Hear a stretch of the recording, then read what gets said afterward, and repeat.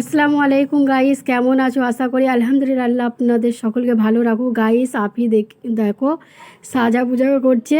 তো ও আজকে যাবে ওর নানির বাড়ি। আমাদের এখানে কাপড় অলরেডি প্যাক করব, আমরা সব গুছোবো। তো দেখতেই পাচ্ছ সব কিছু পরে আছে, ব্যাগ ফ্যাগ সব গুছোবো। তো আমি এই জামাটা পরে যাব গাইস। কেমন লাগছে কমেন্টে জরুর বলবে গাইস। দেখতে পাচ্ছ এই জামাটা আমি পরে যাব, মার বাড়ি যাচ্ছি বলে কথা, সবাই দেখবে গাইস। ওই জন্য এই জামাটা পরে যাচ্ছি। চুড়িগুলো দেখো গাইস কেমন লাগছে। তো গাইস চুড়িগুলো কেমন লাগছে বলবে। আর এইখানে দেখো গাইস একটু দেরি হয়ে গেছিলো, আর রোহান আপিকে তোলার চেষ্টা করছিল, আপি ঘুম পড়ে গেছিলো। তো আমরা বোরকাও পরে নিয়েছিলাম গাইস, এবার যাব বলে রেডি হয়ে গিয়েছিলাম। তো এইখানে আমার বোন বসেছিল, এই আমার বোনের মেয়ে এবার ব্যাগ নিয়ে যাচ্ছে।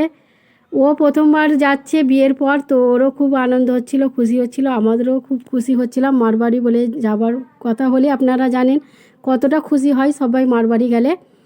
তো এইখানে দেখো আমরা রাস্তায় আছি, টোটো করে যাচ্ছিলাম। তো আমার বোনেরা আছে, সুমুকে টোটো চালাচ্ছিল, আফি সুমুকে বসেছিল, রোহান সুমুকে বসেছিল। তো তোমরা জানো মারবাড়ি গেলে কতটা আনন্দ হয়, আমাদের এত আনন্দ হচ্ছিল কি বলবো, খুবই আনন্দ হচ্ছিল।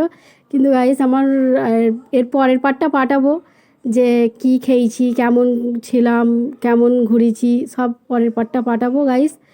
আর আমার মা অসুস্থ গাইস, শরীর ভালো নেই।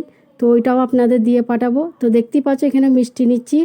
তো মাদের বাড়ির কাছেই চলে এসেছিলাম, এখানে মিষ্টি নেওয়া হচ্ছে গাইস। আর এইখানে আমি আছি। আর ফাইনালি ঘরে চলে এসেছি গাইস। এইখানে রাত হয়ে গেছিলো, 7:30 বেজে গেছিলো গাইস। এর পরের পার্টটা দিয়ে পাঠাবো গাইস। কেমন হলো কমেন্টে জরুর বলবেন, লাইক করবেন।